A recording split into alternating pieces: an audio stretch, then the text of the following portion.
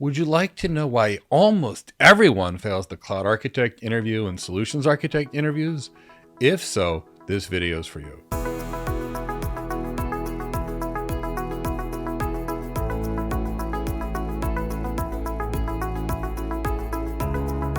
Hi, my name is Mike Gibbs. I'm an enterprise architect with a little over 25 years architect experience.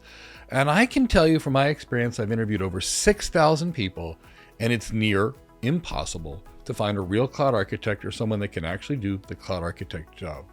And I'm not alone in these findings. According to a LinkedIn Talent Insight publication, enterprise architects and cloud architect roles are the most difficult roles to fill in IT. And we have vacancy durations of over 60 days in many cases just because there's no supply of qualified candidates. And when we talk about a cloud architect interview, it could be an AWS Solutions Architect interview or an Azure Solutions Architect interview. It's an architectural role in general, specifically in cloud computing. So let's talk about the reasons why people keep failing the cloud architect interview and the AWS Solutions Architect interview. Well, in 61% of cases, and this is CompTIA's data after surveying management, etc., they found that most people that actually show up for an architecture interview are not even prepared for an architecture role, and they have no idea what the architecture job even is, and they have zero skills. And the reason why is they planned and studied for cloud engineering, which is a wonderful career, but it has almost nothing to do with cloud architecture. So the confusion between engineering skills and architect skills is the primary reason in many cases why people fail the interview. I've got a lot of videos on this channel on what does a cloud architect actually do, so you'll know the skills you actually need and what we do in our jobs. Now, the next reason, and this is why 70% of people fail the interview, and it's because the cloud architects that are applying for the job lack business acumen. People think that solution architecture and cloud architecture is all about the tech, but it's not. It's about driving business results for our clients or driving digital transformation. And that takes knowledge of business in order to be able to do that. And a Gartner report noted that 70% of cloud architects lack sufficient business and financial knowledge to be able to do the job of an architect and improve business outcomes. So that's the next reason people are failing the interview. Now, the next issue that causes people to fail the architect interview in general, and McKinsey did the study behind this, is that 43% of cloud transformation failures are related to poor executive communication skills and communication skills in the architect. So if people don't have extremely good executive communication skills and communication skills, they're not going to be hired in an architect job because they won't be able to translate business requirements to technical requirements, lead a team, influence others without extremely good communication skills. And McKinsey found that if a cloud architect can't speak business, they don't pass the interview. And of course, they don't pass the panel interview because they can't do the job. Now, the next reason people fail the interview, and this is according to Foot Partners IT Skills, Demand, and Pay Trends, they found that there is an over-reliance on certifications in people that are looking for cloud architect and solution architect roles. And here's the problem.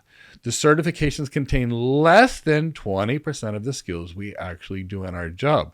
In fact, the certifications are more of a how-to.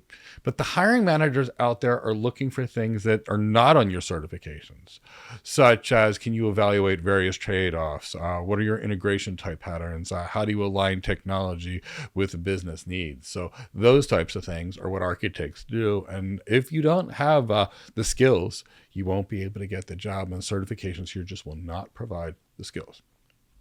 Now, the fifth reason people tend to fail the interview is because they have no concept of architectural thinking. And, AWS, Google, Microsoft, they all have these wonderful certifications exams, but none of them discuss design trade-offs, risk mitigation, aligning strategy with business goals, and therefore they don't teach architecture at all.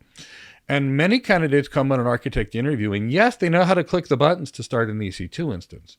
But when you ask that candidate, how did you size that EC2 instance? How did you determine the number of cores? How did you determine the number of amount of DRAM?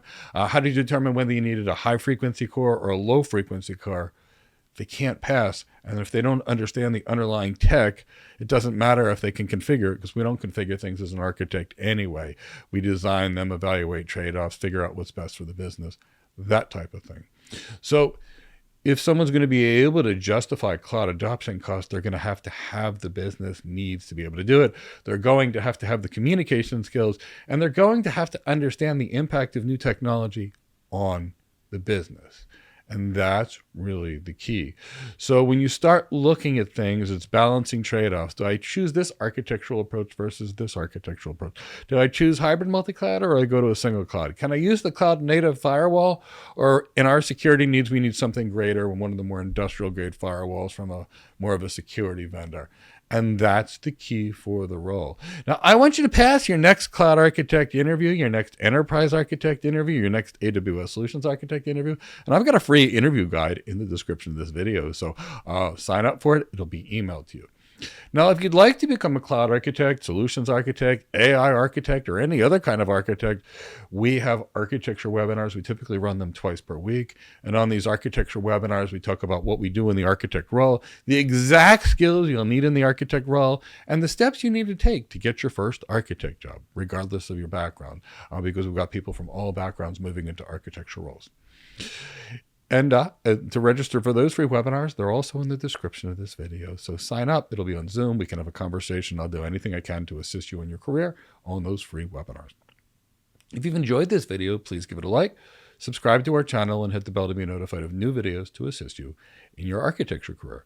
This is Mike Gibbs signing off for now, and I hope to see you in a free webinar or another video soon. Take care.